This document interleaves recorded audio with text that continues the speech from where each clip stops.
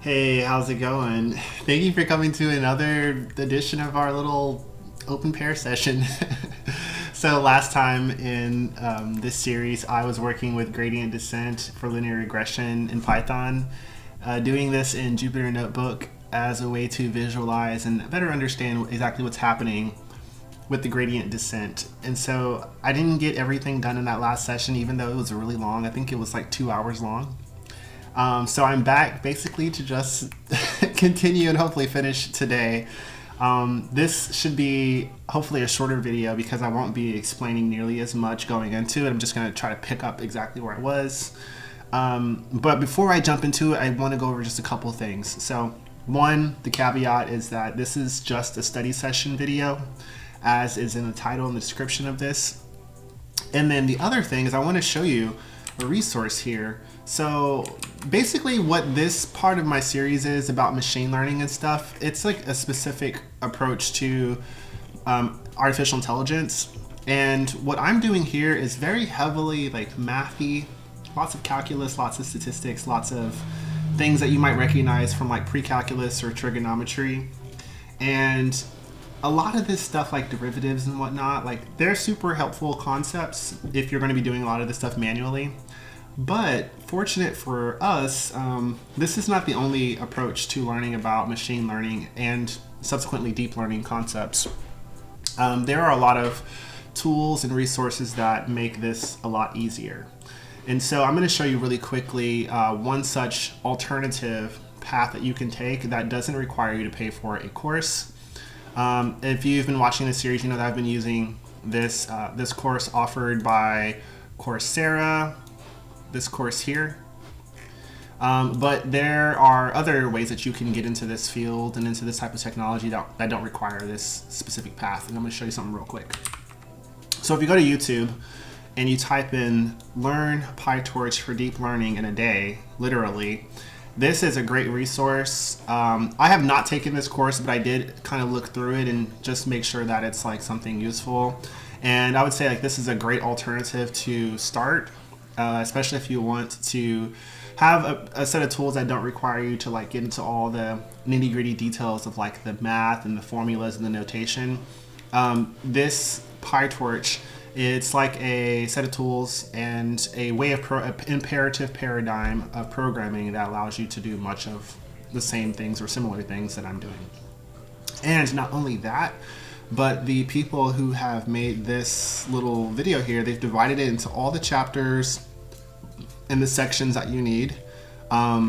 This is much more on the deep learning side, but deep learning is like a subsection, a subcategory of machine learning. So you'll be able to get quite a bit of mileage out of this. And within the PyTorch ecosystem, there are lots of like dependencies and whatnot that can allow you to do everything that I'm showing, but like more quickly and more efficiently. So the other thing that comes along with this YouTube tutorial is they have a website here that you can go to that has the entire course broken down into reading material.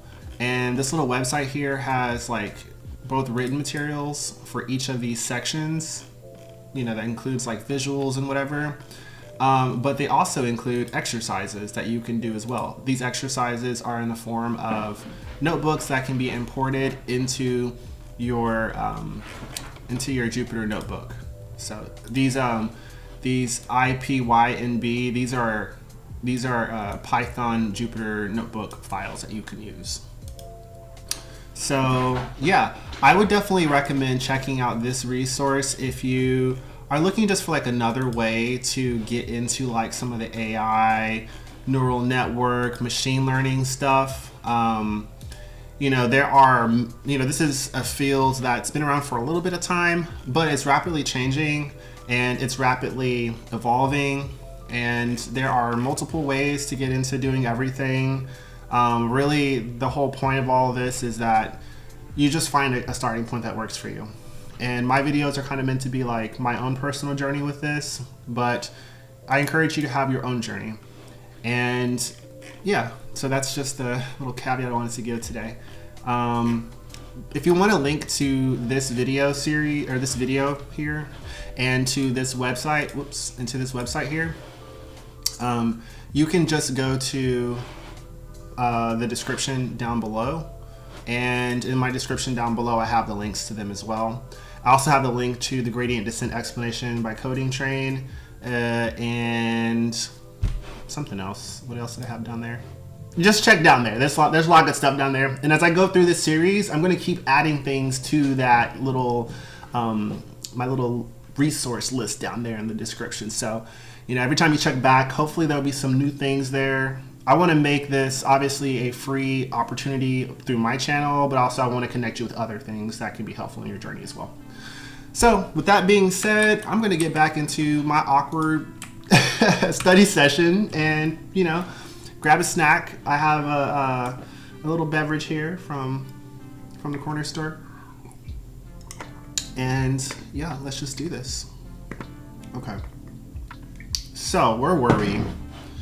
I was working on, I had gotten this, this visualization created, and I was just about to work on the gradient descent part of this.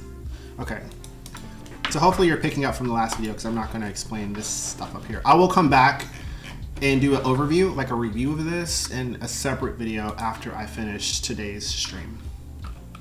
Okay, so it says, now that the gradients can be computed, gradient descent described in the above equation, so gradient descent is described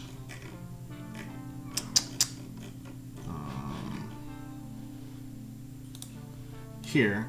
It utilizes compute gradient and compute cost. Compute cost is this here, and then compute gradient is this here. So I'm making a function that's going to utilize both of those.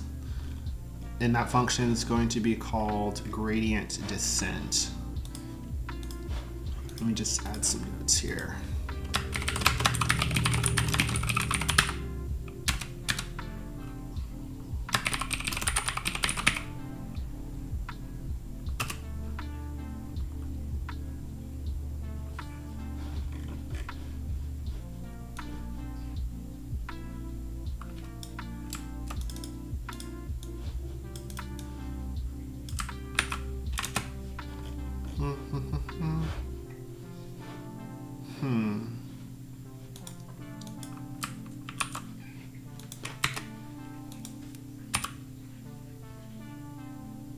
Okay, so I'm going to describe the details of this implementation in the actual code.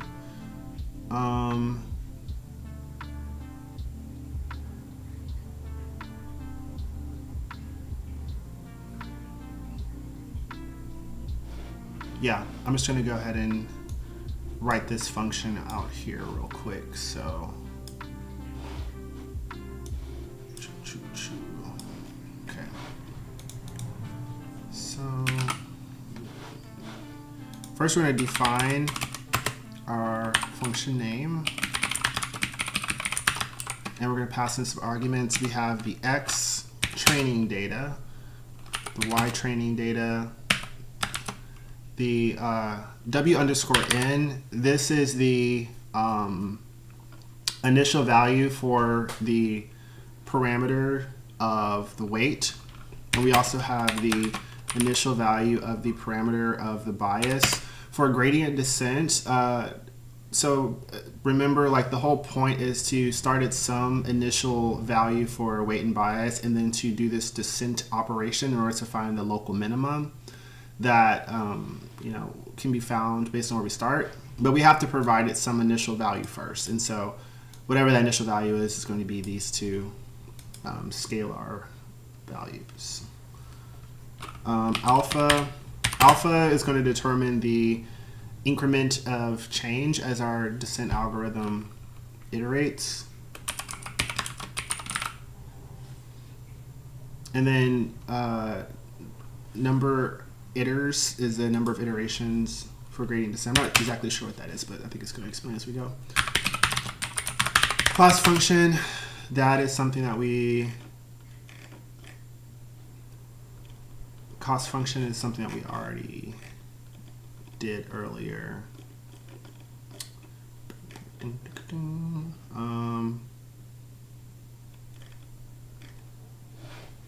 then the gradient function is something else that we have as well. So I think that gradient function is going to be like, the gradient function is this here, and then the cost function is this here.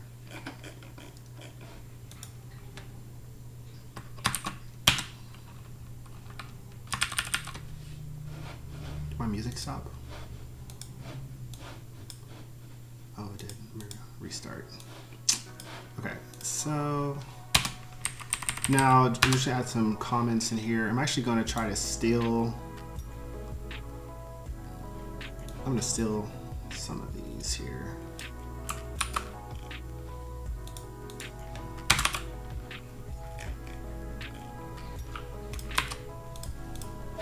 So this function performs gradient descent to fit the weight and the bias, and it updates the weight and the bias simultaneously by taking the number of steps that we're defining in this num iter argument, and then we have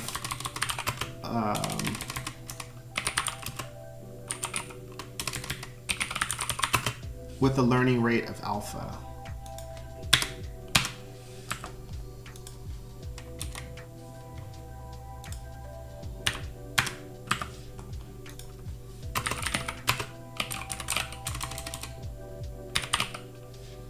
So the learning rate alpha is this. And just to quickly refresh, this is alpha learning rate here. So alpha learning rate times the derivative. So basically it's the derivative of our cost function with respect to weight times alpha. And that gets subtracted from the previous weight of the last interval. And then the same thing happens with regards to the bias.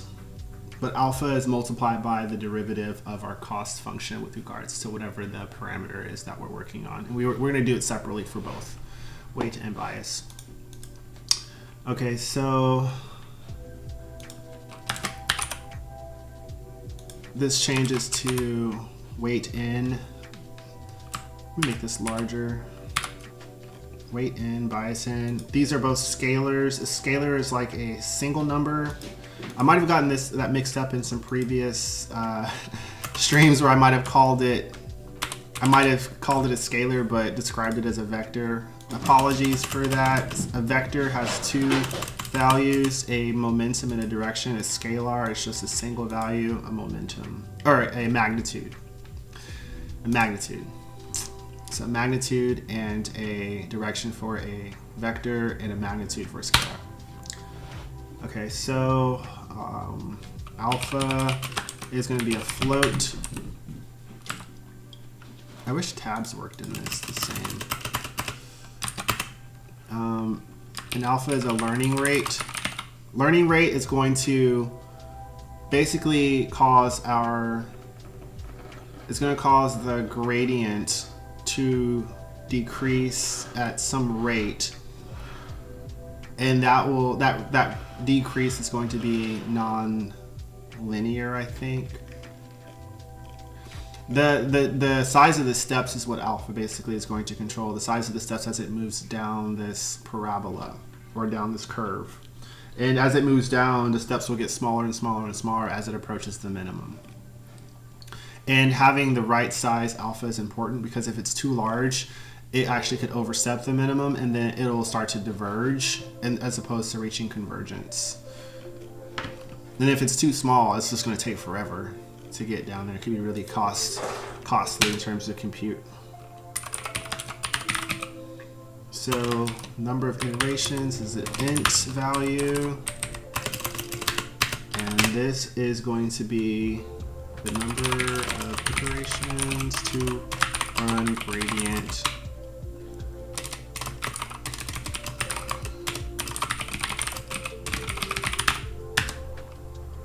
I'm not sure exactly how to determine like what the number of iterations should be. So forgive me for not being able to explain that. Cost function. This is the function I showed or pointed to earlier.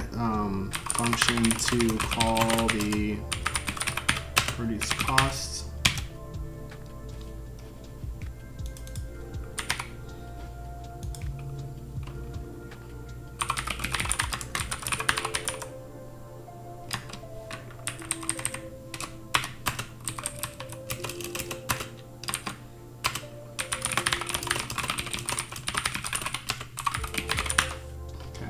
What I'm going to do really quickly too is I'm actually going to copy and paste the names of these so that I don't have weird typo issues. Just because I'm paranoid about this. Oh yeah, see I have one there. Alpha is good. Alpha is good. This is good. That's good. Okay, cool. And so this function is going to return 4 different things. It's going to return 4 different things that can be destructured. So it's going to return a weight, which is scalar.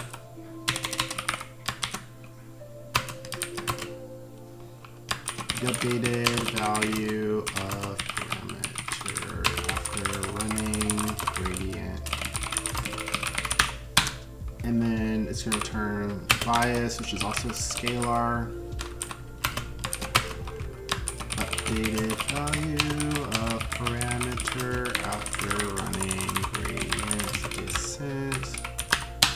It's going to return a history. Oops, sorry, my little phone got activated. Oh, sorry about that. These iPhones be listening. Okay, so this is going to be a list. And this list will have the history of the cost values. And then there'll also be a list that has the history of the parameters. Because remember, as our gradient descent runs, it's going to be doing this iteration. And each of these iteration steps is going to be updating the values of our weights and of our biases.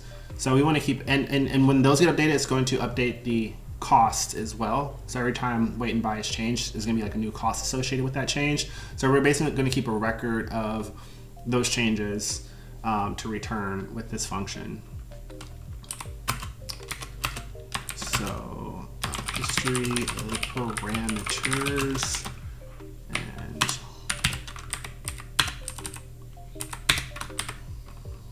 And we're going to print this list as well so that it can be visible when this runs. So I think that might be it. Let me just fix my tabbing here.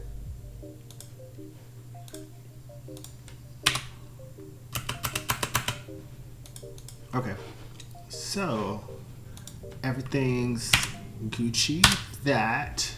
Now we can start writing our code here. I'm not going to act like I 100% understand all of this. Just go ahead and put it out there. So, but we're going to do it anyways. So, okay, so this is going to be we're going to have a value here, or a variable rather, that will hold the weight that is produced from this.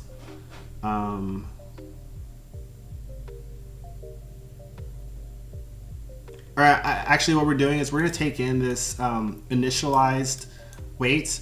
We're going to hold it inside of a variable so that we don't have to change this actual thing globally. We don't want to do that. That would be like a mutable approach, and we want to avoid that. So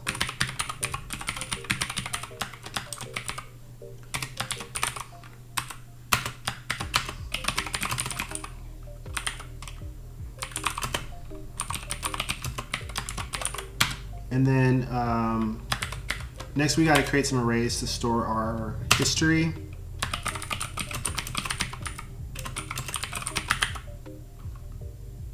So that is the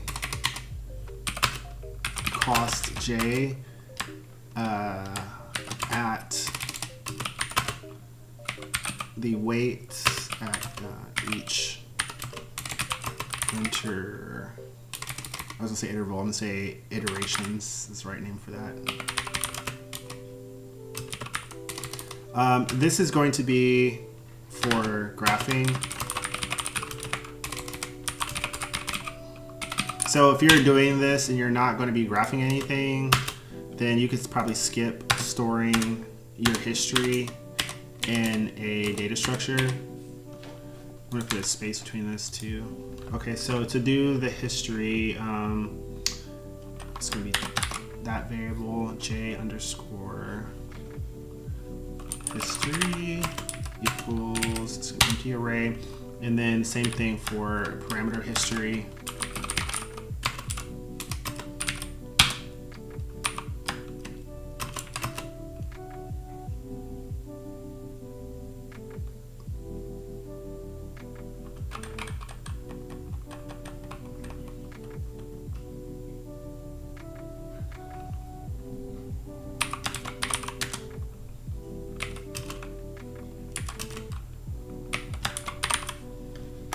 I think there might be something I don't personally understand about the way that Python is working, because I do see here that we're assigning this weight to a deep copy, but then we're also assigning it here as well. I'm going to look up what copy.deepCopy means real quick.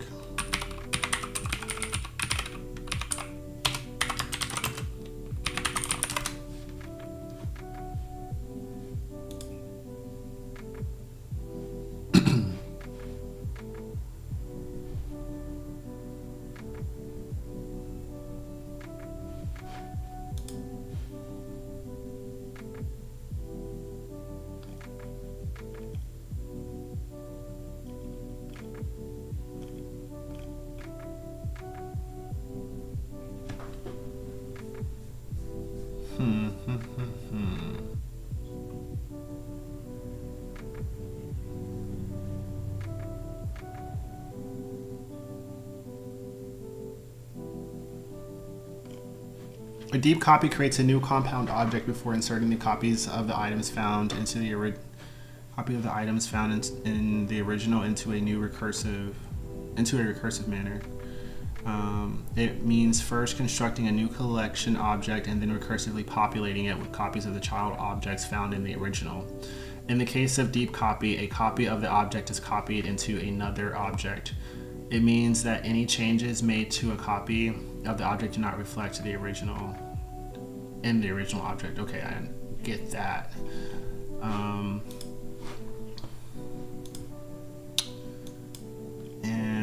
But this is the part here where I'm like,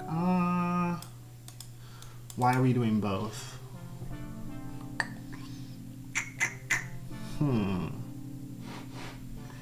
Yeah, I'm not sure why we're doing both of these.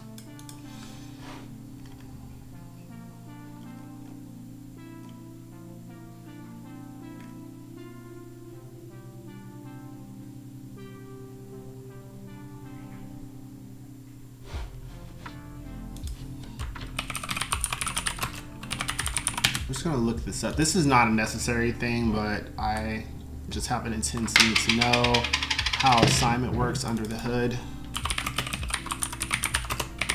Oops. Python. This is why it takes me so long to get through things, because I just get off on these like little miniature tangents. Sometimes they're major tangents too.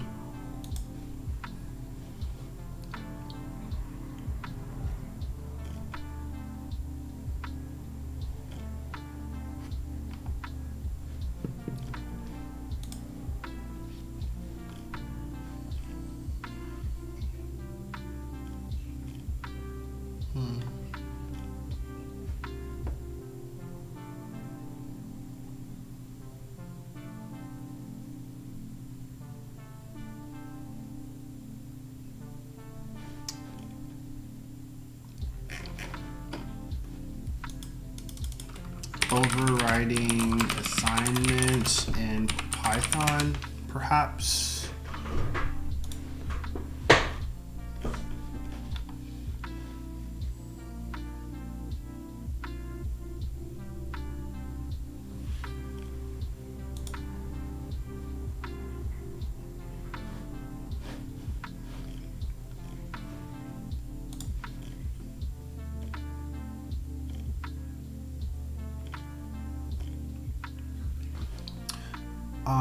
The only thing I can think of, without going too deep into this tangent here.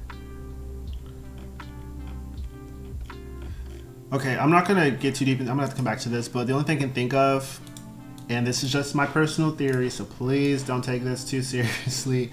But so when we do this copy.deep copy, what this is doing is, instead of making this into a reference for the original object, which is this argument, that's the initial value for weight, this is actually creating a new data object in memory or something, and then it's recursively copying all of the data from this w_in into it, and then it's assigning it to this here.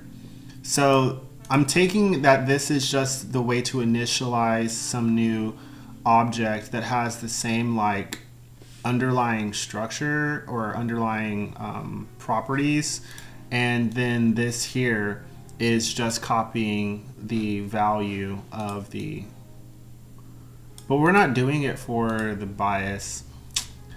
I'm not really sure. One thing I can do though is I can look at the, so with this there's this like little file here that's kind of being used under the hood for these visualizations provided by the course. There might be something going on there that might make this stuff make more sense. Let me see. What are we using from this?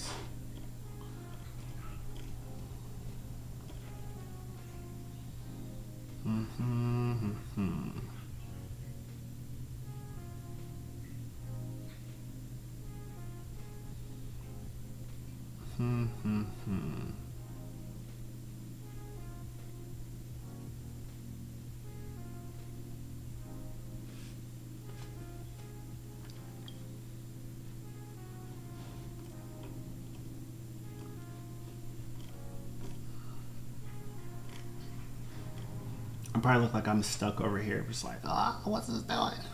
Okay, and yeah, I'm a little stumped on that part. I'm not gonna worry about it too much. As long as it doesn't break anything, I guess I don't need to know the answer to that question, but that's just how my brain works. I need to know. Okay, so we're gonna continue on, do our loop here over the range of the number of iterations. Don't be like me, or be like me, I don't know. I'm one of those people, like, I just feel very unsatisfied if I cannot fully understand and grasp something. I've always just been like that. So we're going to calculate the gradient and update the parameters using the gradient function that we created earlier, which is this thing right here. Oh, wait. Gradient function. Oh, no. I'm confused. Okay, using this here. So we'll be passing in that into here. That gradient, compute gradient, we'll be passing it into here under this argument. So, and then this is where we're going to be using it here. So we're going to take the derivative of the cost of, function with regards to the weight, and the derivative of the cost function with regards to the bias. We're destructuring these two variables off of the gradient function given that we're passing in our x, our y, and our weight and our bias. These are the weight and the bias here. And the x and the y training data is up here. So we're just passing these straight through. And here, compute gradient is the same thing as that, and this is how we're getting these two derivatives. So there and there. Okay. Next step is to update parameters using update parameters, and we're doing this. Oh, we're doing this with the gradient descent parameters or formulas.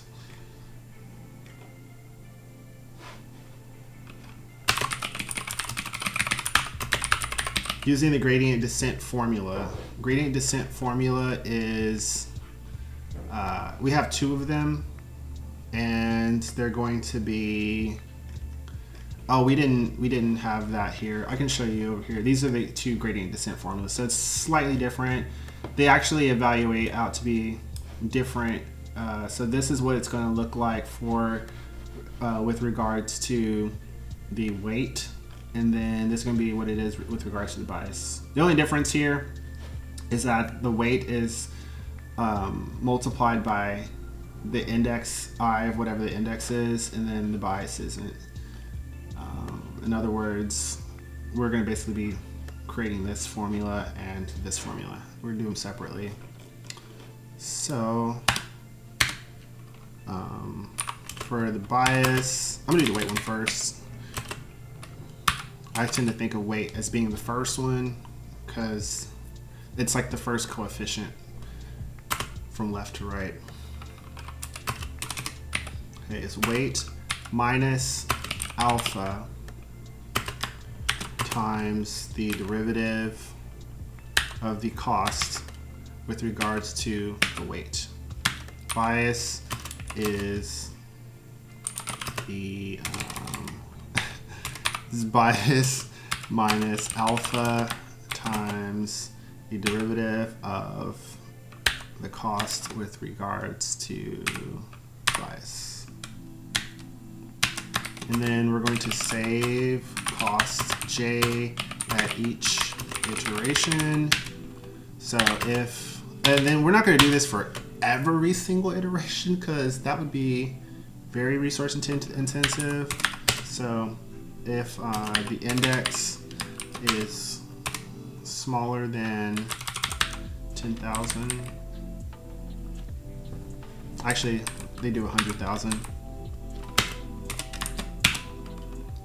And j underscore history dot append. We're going to take this data structure, this array here, or this is a list rather, and we're going to just keep adding to it basically as we go.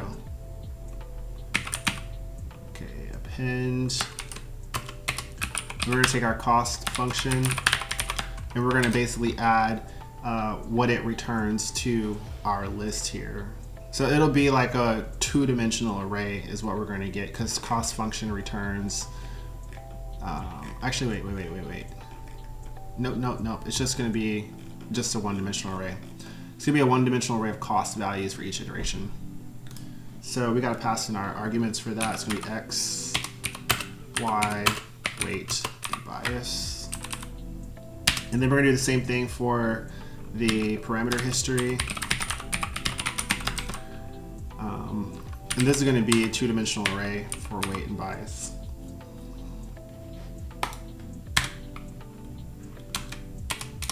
And then next is we're going to print every cost at intervals 10 times or as many, at intervals 10 times or as many iterations if less than 10.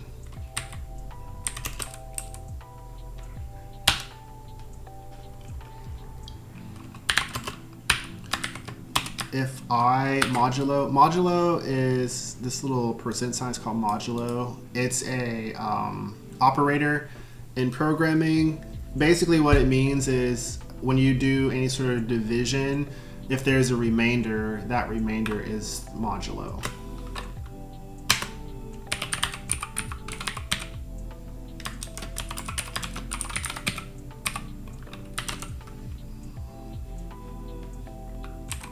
So basically what we're saying is if we do the modulo for, we take like our iteration and we do this modulo thing, we should be looking at whether or not that iteration is divisible by 10 with the remainder of 0.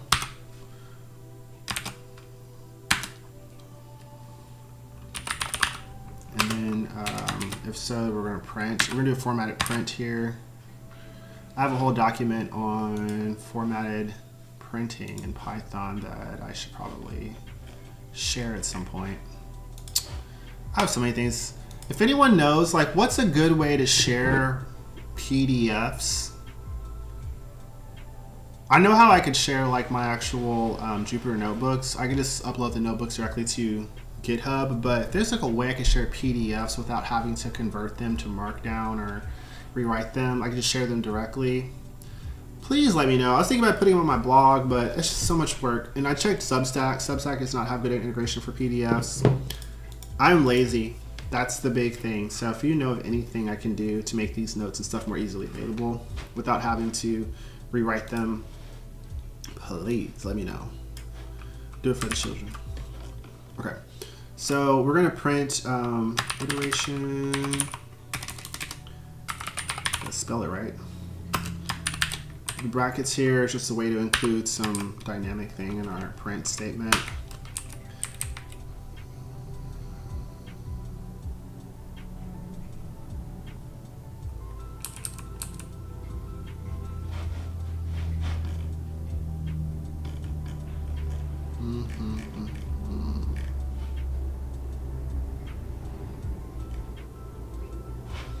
This this :4, that's a formatting thing. Here you can see this is just going to add some, looks like it's going to add some padding, or wait, no, it's going to take our,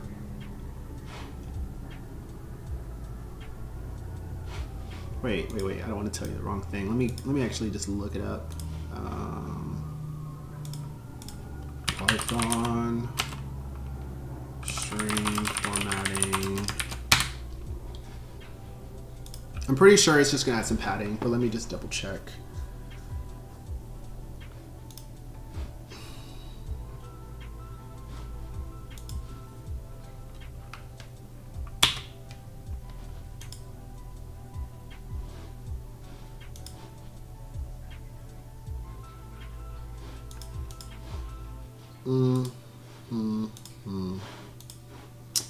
Oh, I know how I can check. Give me just 1 second.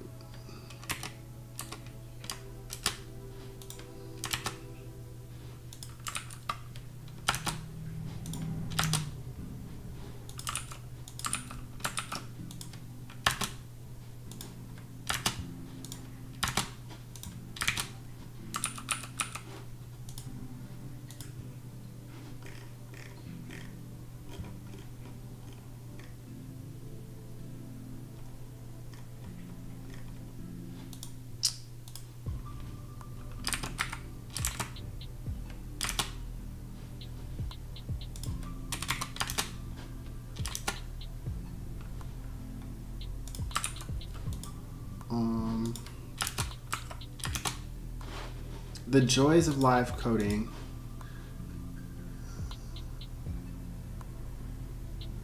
It says here padding.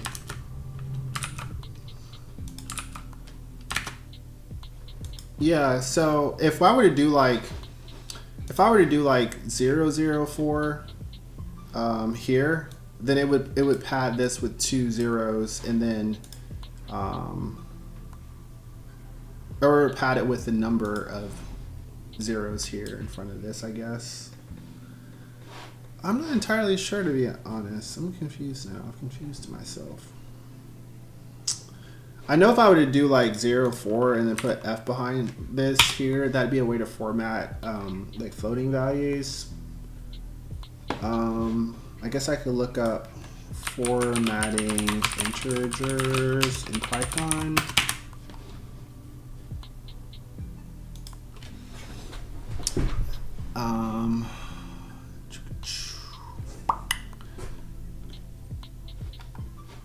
Let's see.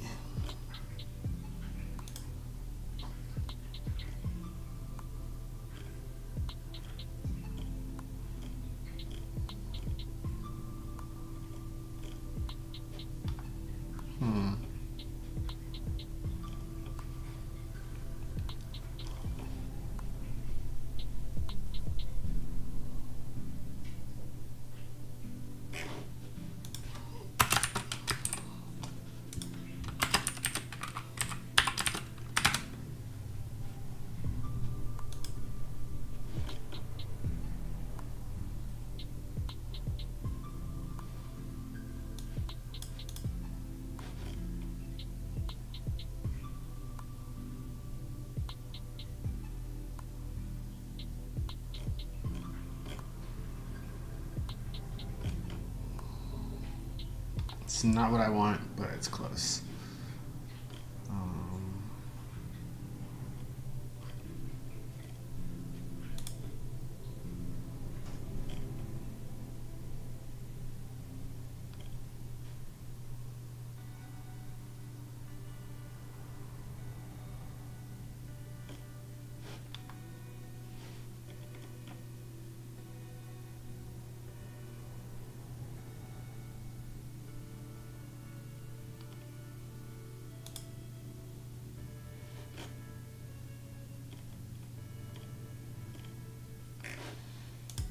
Something I can do is I'm going to make a new cell here, and I'm actually going to print just really quickly to see what happens.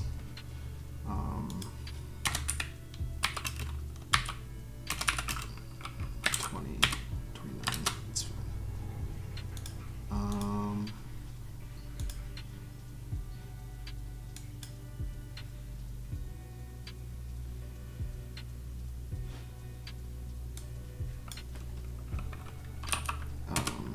X equals 1, or let's just do 100.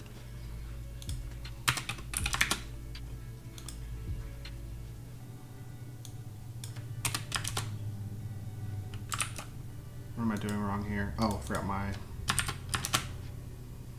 Oh, okay. So I had a 4 there. And...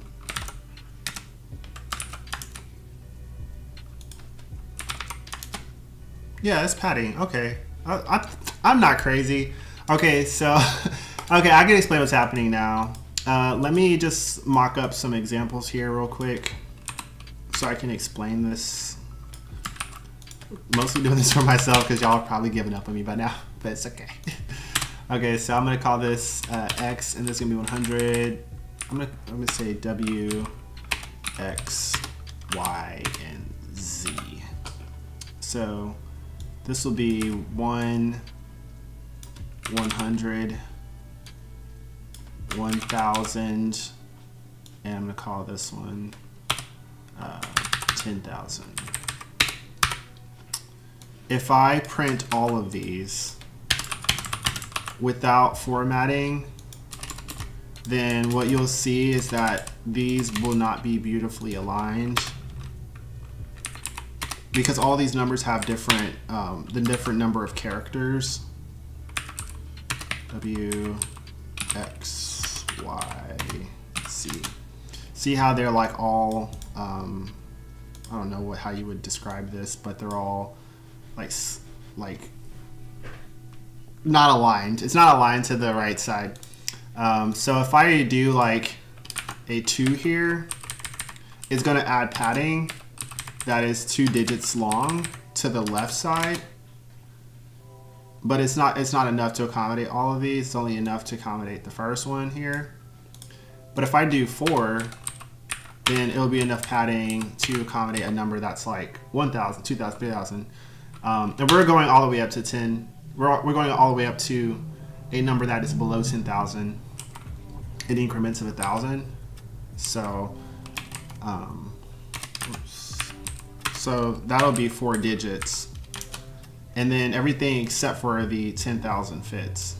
So that's what this 4 is doing here. This 4 just means that every time we print this, then we'll have enough margin or padding on the left side so that these numbers fit, and it creates like just unified formatting so that when we print our stuff, it'll be easier to read. And it'll make sense when I go to the next cell. So I'm just gonna go ahead and delete this for now. Glad that I took a break to figure that out. It always feels really good to do that.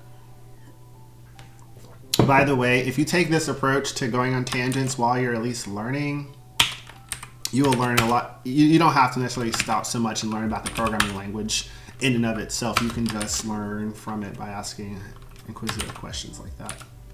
Okay, so we're gonna print for every iteration that is formatted with a padding of 4, we're going to print the cost history.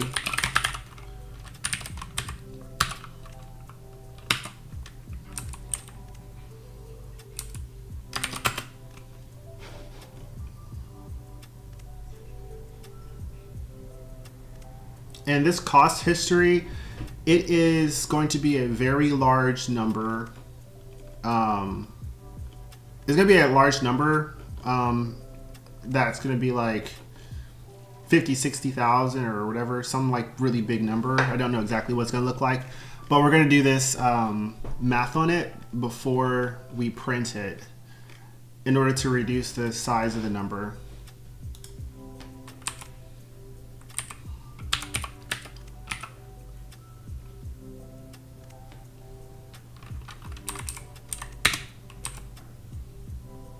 I have a feeling that I'm going to definitely have to take either a break or come back for another session of this just so that it doesn't get too like long, because I feel the need to like just get everything that I'm doing and like understand it, which is very laborious, I will admit. Okay, so the next thing after we print that, make sure I got that right. Okay, so next thing we're going to print is the derivative of, this is our gradient function for, we're going to print the gradient functions for the weight and for the bias, basically.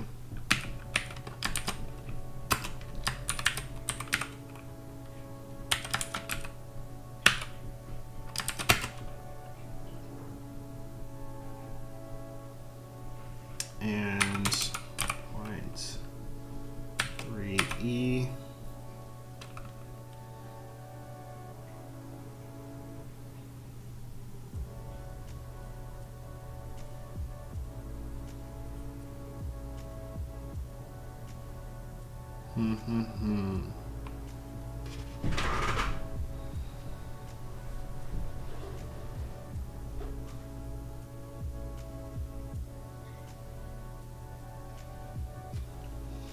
When you see this colon here in formatting, this formatting is basically telling us or allowing us to pass in some formatting thing. This here, this is the formatting for turning something into scientific notation.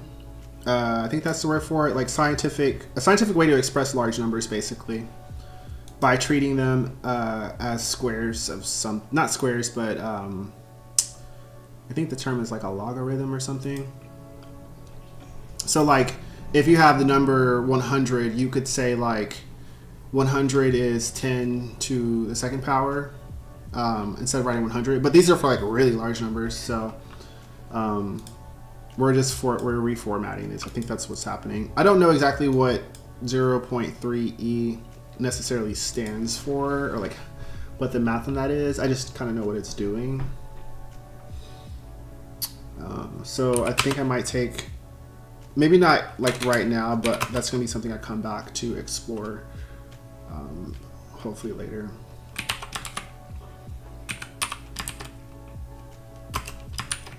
I just would hate to have a job where I'm doing this stuff and then someone's like, hey, can you format these numbers? And I'm like, okay, I don't know how to do that, you know. Or I don't know like the best way to do it for this type of number that I'm working with. And that would really suck. That would be really awkward. Okay, so last thing we're going to print is we're going to print the parameters as well for the weight.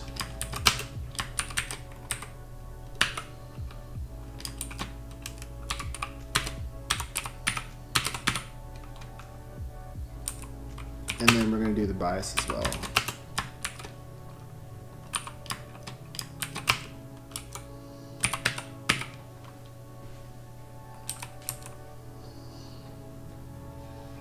Oh, 0.5 E. Oh gosh. Okay.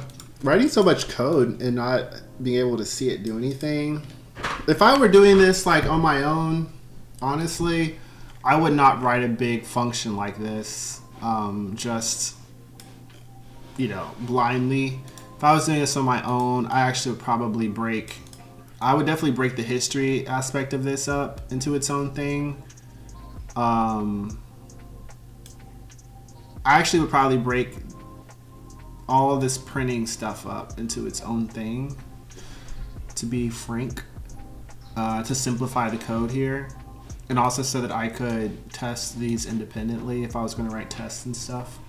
It's just really awkward when you write a bunch of code and then like you're not exactly sure if it's going to work or do what you expect it to do, because it could be like a big time sink and it could break, and it's just, when you're working like in a real job situation, that's just very risky for your time, and then it's just so messy to get it fixed up. Okay, I'm going to quickly look at what 0.3 E or 0.2 E means. Like, what does that actually do?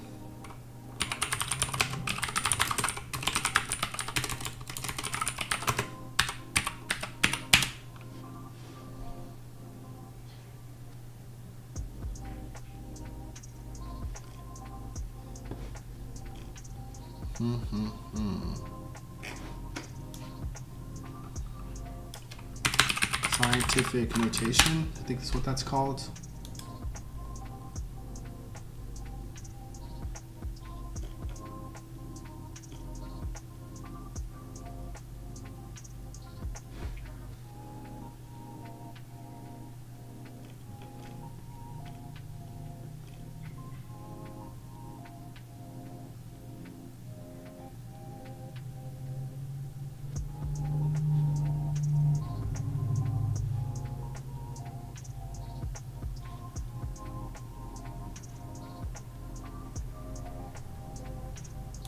I'm just gonna actually copy this and run a quick little experiment here just to see.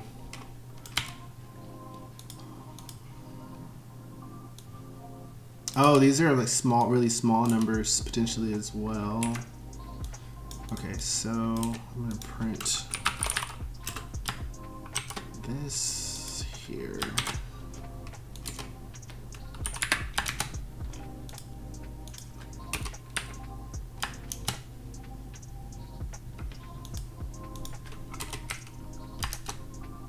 Okay, so what this is saying is like when we were printing out these derivatives or even like the weights, these are being controlled by the formula for the gradient descent, which involves this alpha, and these numbers are going to change. They're going to be potentially really small numbers or really large numbers depending on where we're starting in our descent.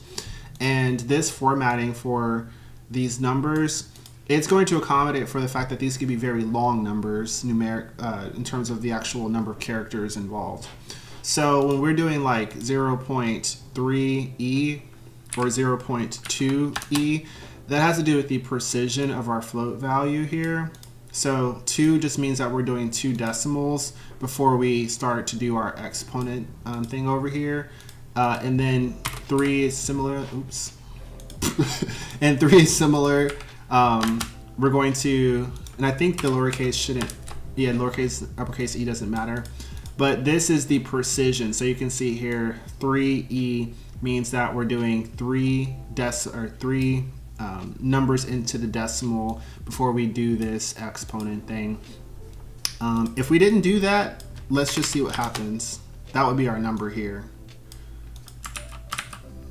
So hopefully that makes sense. We're just basically reducing a very long number. Let's see what happens if we do like a very large positive integer.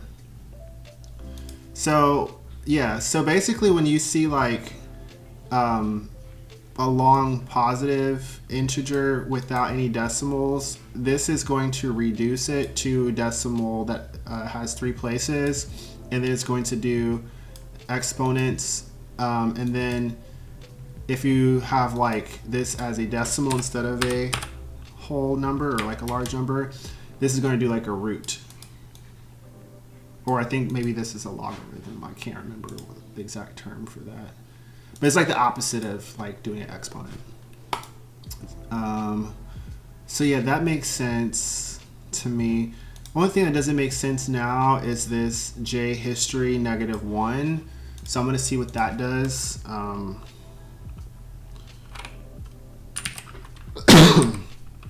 Ooh, excuse me. I'm going to see what -1 on an array does for Python. That's not the one I'm looking for. That one in a list, probably.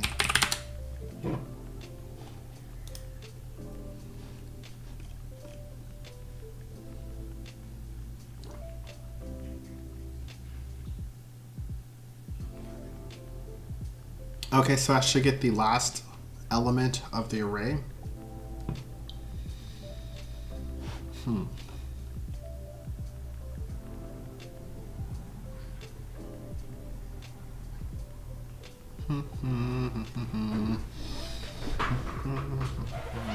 Okay, why are we getting the last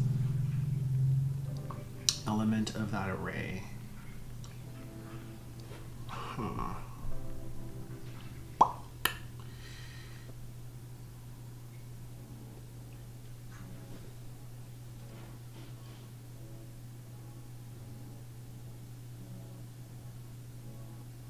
Oh, okay, I see what's happening, I think.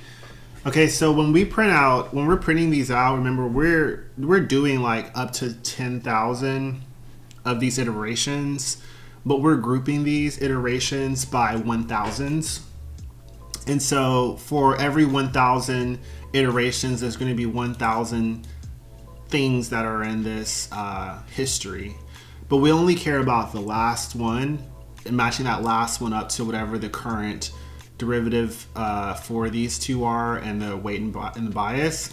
So what we're doing is we're saying like at this point in the history, whatever the history contains at this particular point when we're printing, we're going to take the last item from that current list, and then we're going to print that. So I'm going to write some comments here real quick, and then I'm going to take a quick break, and then we'll be back for more. Yeah, that's what we're going to do. We're going to take a quick break. And I have a beautiful little break screen too now, so you'll be able to see that too. So, J, I'm actually going to do my little, like that. Okay. So, we're going to call this comments on formatted printing. J underscore history. Layer 1, that is a, since the history is printed in groups of 1,000, this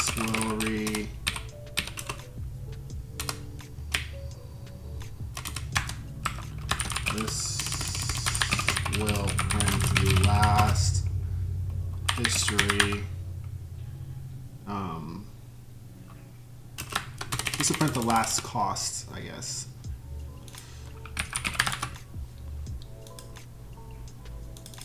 It's collected in groups of 1,000. This will print the last cost for the current print statement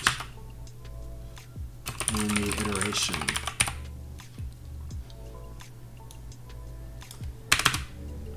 Okay, and then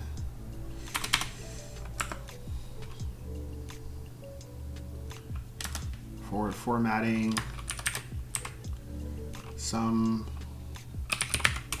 call this just some number, and then 4 or whatever. This will be setting the padding for a number on the left side, or I'm just gonna say left padding.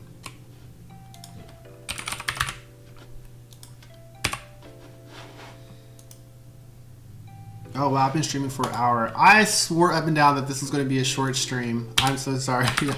This is probably gonna be another 2-hour stream. I'm not gonna lie to y'all. I'm not gonna lie. You might as well go ahead and get ready to go get a snack in a couple of minutes, because that's what I'm gonna do.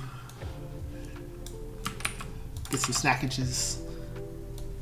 Okay, so some number, and then when we do like 0.3e or something like that, this is going to format the precision, or format a float, or actually let's say format a number, because it doesn't have to be a float, it could be an integer as well.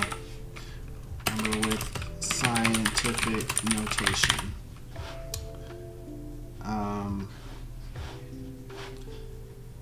Yeah, that's what that stuff does. Okay, cool. This will be nice when I come back and look at this, so I don't have to be confused. Last thing we have to do for this function here is we need to return weight, bias, J history, and parameter. J is cost and P is parameter. That's for history.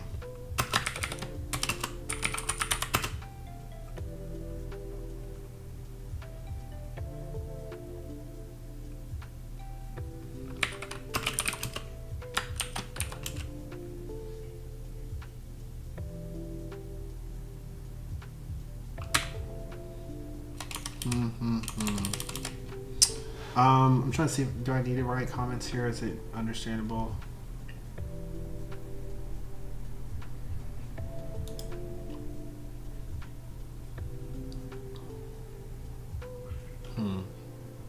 I'm gonna leave a comment off of here. I think this is pretty evident. It's just returning our weights and a bias.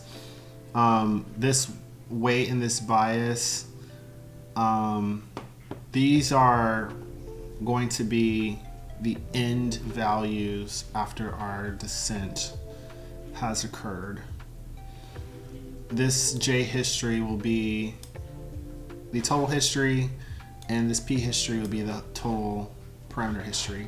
And then we'll be able to graph these histories, as well as we'll be able to see this weight and bias, how it fits along the actual soup bowl and all that stuff too. Or like either the soup bowl or the contour plot. Okay, so I think that's it for that. I'm gonna clear this, delete cell. I'm gonna come back in probably like 10 or 15. If you're watching this, you know, in hindsight, lucky for you, you can just skip ahead. If you're watching it right now, thanks for coming by. Appreciate your presence so much. Yeah, just give me like 15-ish and I'll be back. Thanks.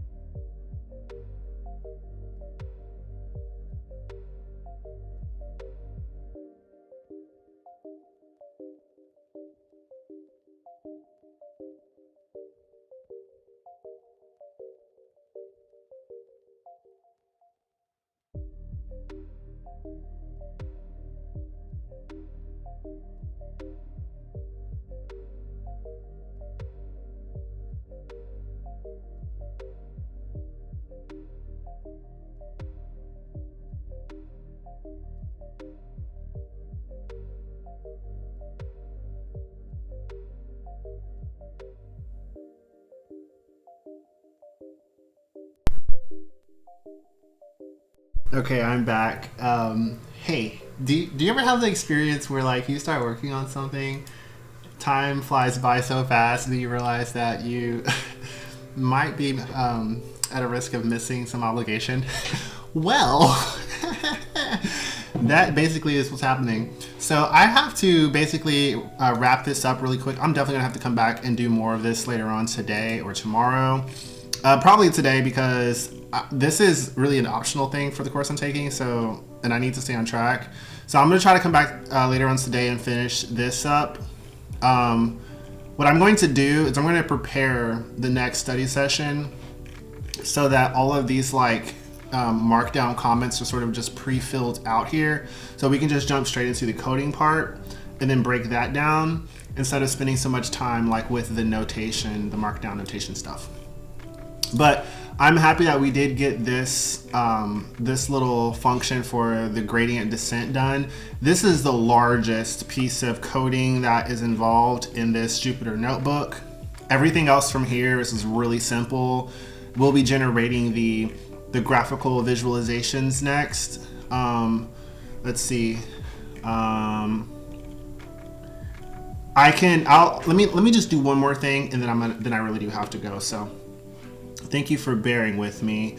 We're gonna go ahead and just see what these print statements look like when we print out the history, and just confirm that this gradient descent function works, so that we can destructure these values from it. Okay, so I'm just gonna do that real quick.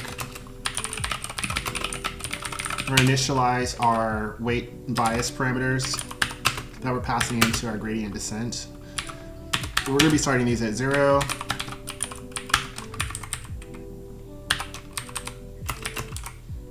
I think I might have had a typo. I have a typo. Okay, no, I didn't have a typo up there. Cool. Okay, and then we have some gradient descent settings that we're passing in. Remember, we're passing in the iterations here. And we're also going to be passing in alpha as well. Alpha is this here. So we're going to be basically passing in some values for that. So it's going to look like this. We're going to do 10,000 iterations. And then our temporary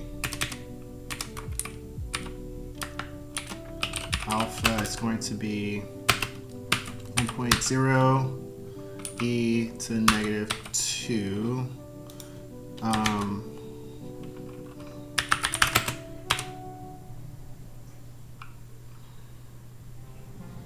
going to show you what that actually looks like too. So 0.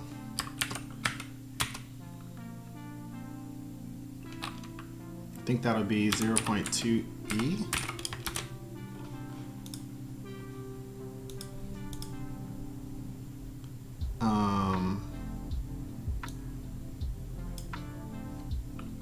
Actually, I think that'll be,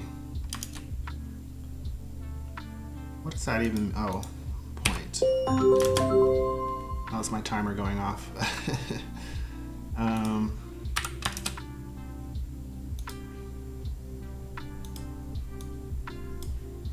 What does that evaluate up to? Oh gosh. What is this in expanded form? Okay, 0.01. I really need to get better at reading scientific notation. Okay, so this is 0.01. Okay, that's a really small alpha. I'm just going to notate that here, 0.01.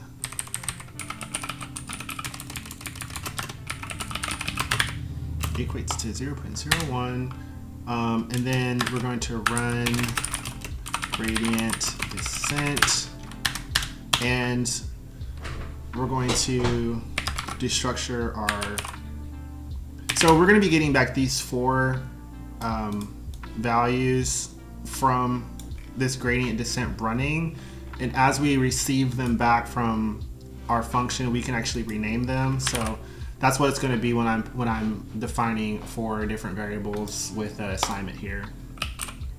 So weight, this W here is going to be weight final, and then the B is going to be B final, and then J underscore history, and then P underscore history, and then equals gradient descent, and then we're going to pass in our data here. So X train, Y train. Remember, these are defined at the very top here. It's very simple. These two here, these 2 arrays. Got to keep track of time here, so I don't. I'm meeting up with one of my old colleagues for a nice walk on a Sunday. Okay, so our initial value for the weight, initial value for the bias, temp alpha, iterations, and then compute costs, and then compute gradient.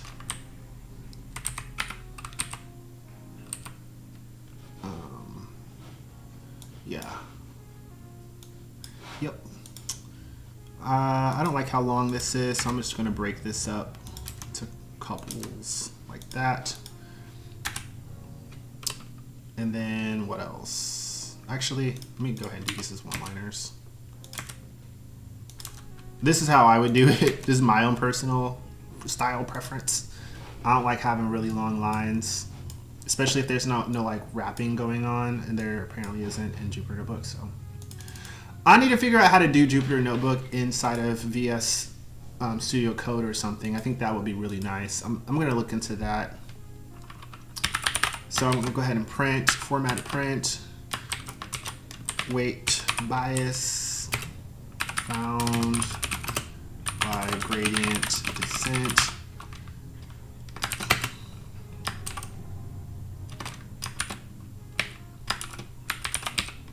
We're going to format this 8.4F.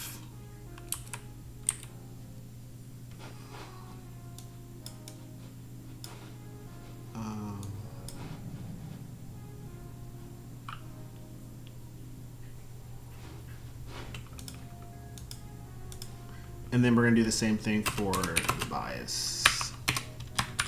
B underscore final 8.4F. I'm missing my oops, got extra in there. Okay, something's broken.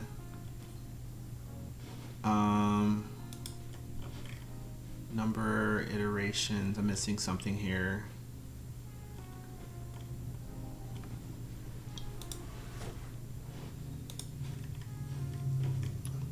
Iters.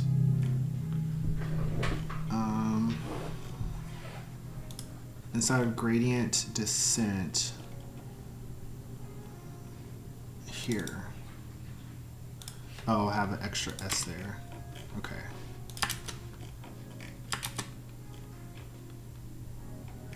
I have an extra S here as well. Oops.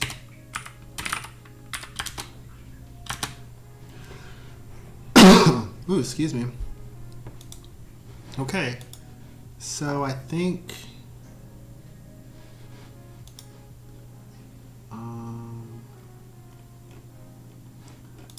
that's it. Well, no, something's weird here. I should actually have a lot more because we're supposed to be doing 10,000 iterations. And for some reason, I'm not getting that. Which I think is just going to have to be the cliffhanger, honestly. Because I have run out of time. Okay, so if you're watching this, expect that the next time we come back, we're going to be figuring out how to fix this. Because right now we're only getting one set. And I'm assuming that this hasn't even run 1,000 times. It should run 10,000 iterations here. And it hasn't done that. So we got to figure out why that's the case. What else? I think it probably has something to do with this here. Just the inkling. Some type of inkling here. So we're going to figure out why. This is actually what we were expecting it to look like. We're expecting to see all the iterations listed here, followed by whatever the final value is for our weight and bias, which is the goal of the gradient descent. So that's the goal. And then after that, after we do that, we're going to make some diagrams and charts to visualize all of this out instead of looking at these print statements. So yeah, stay tuned. Go ahead and like, comment, subscribe, and then check out the links in the description of this. And if you want to see more or learn more, just come back for the next part 3. And also check out the PyTorch stuff that I mentioned at the beginning of this. That's a really great resource. If I wasn't doing this, what I'm doing right now, I would probably actually start there. So anyways, thanks for coming by. My name is Keith Clark. Appreciate your time and your ears, and have a great day.